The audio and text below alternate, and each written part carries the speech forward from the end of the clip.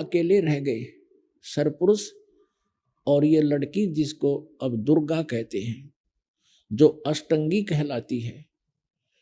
अब ये दोनों रहे तो लड़की युवा होने के कारण उसका रंग रूप निखरा हुआ था। तो पुण्यात्माओं, ये बलात्कार की जो बुराई हमारे अंदर घर की है सभी प्राणियों में, ये वहीं से रोग लगा था। अब जो जिस राजा यानी जिस भगवान के, जिस स्वामी के राज में हम रह रहे हैं, उस जैसा भाव सबका बन ही जाता है, यथा राजा तथा प्रजा। तो ज्योति निरंजन ने वहां उस लड़की के साथ बलात्कार करने की चेष्टा की। लड़की अपना हर सामर्थ्य तक अपनी इज्जत की रक्षा के लिए वो सब कुछ करती है। तो उस दुर्गा ने कहा कि ज्योति निरंजन बात सुन, देख, पहले अंडे से उत्पन्न हुआ पिता के वचन थे, बाद में हमारी उत्पत्ति हुई, हम आपके छोटे भाई बहन हैं।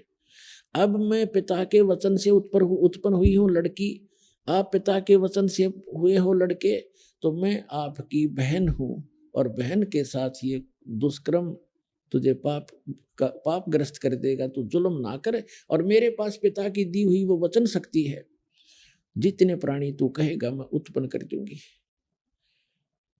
पर ज्योति निरंजन जो है वो कामवश इतना अंधा हो गया था, वासनावश, कि उसने एक नहीं सुनी और लड़की के साथ अत्यधिक निकट आकर दुर्व्यवहार करने की चेष्टा की।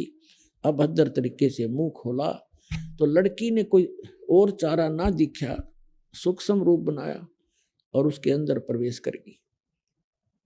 मुख के माध्यम से पेट में चलेगी और कहीं अपनी इज्जत की रक्षा उसको लगी नहीं, सुरक्षा का स्थान नहीं मिला। और वहां पेट से पुकार किया परमात्मा से कि हे पिताजी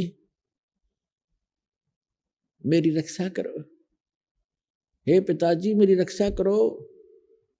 परमात्मा को पता था कि इनको किसे लड्डू देगा, यूं आकर जाकर पता था पहले।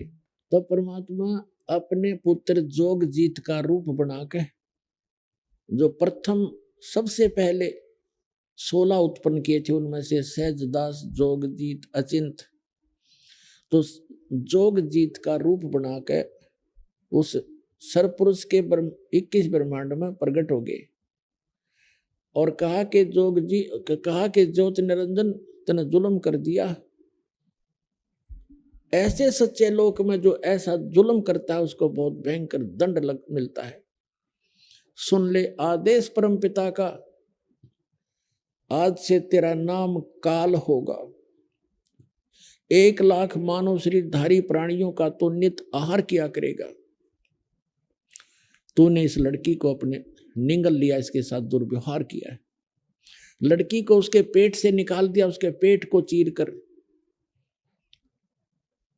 और कहा कि तुम दोनों अब निकल जाओ 21 ब्रह्मांड को लेकर इस सच्चे लोक तय सतलोक से।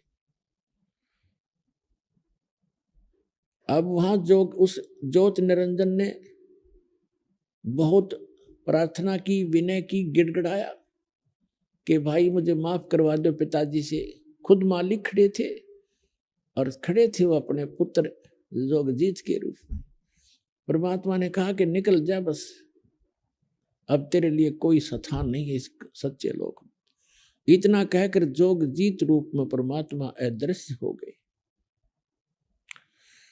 और ज्योति निरंजन के 21 ब्रह्मांड विमान की तरह चल पड़े। वहां से दुर्गा और वो दोनों ही रह गए। अब वहां से 16 शंख कोश की दूरी पर सतलोक के अंतिम छोर से, और ये 16 शंख कोश नील पद्म शंख इतनी दूरी पर आकर के 21 ब्रह्मांड ये चक्कर लगाने लग गए।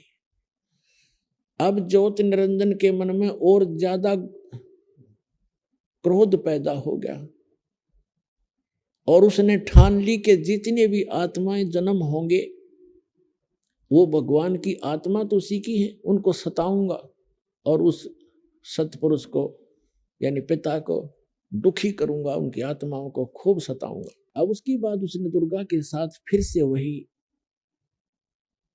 अपनी इच्छा पूर्ति करने की चेष्टा की। लड़की ने फिर से विनय किया कि ज्योति निरंजन मेरे पास वचन शक्ति है। आपको सृष्टि चाहिए, मैं सृष्टि रच दूंगी, आप ये जुल्म ना करो। देखो पहले तो आप मेरे बड़े भाई और मैं आपकी छोटी बहन, दूसरे में आपके पेट से बाहर आई हूं, आपकी बेटी होगी। यानी उसने हर कोशिश की किसी तरह इसकी बुद्धि ठिकाने आ जा। दुर्गा ने खूब चेष्टा की पर वो नहीं माना। तो उसने देख लिया कि कोई चारा भी नहीं है, मैंने अपने पैर पे आप कुहाड़ा मारा, जिस कारण से उसने समर्पण करना पड़ा और जिस कारण से दुर्गा और इस काल के संयोग से सबसे पहले 3 पुत्रों की उत्पत्ति हुई।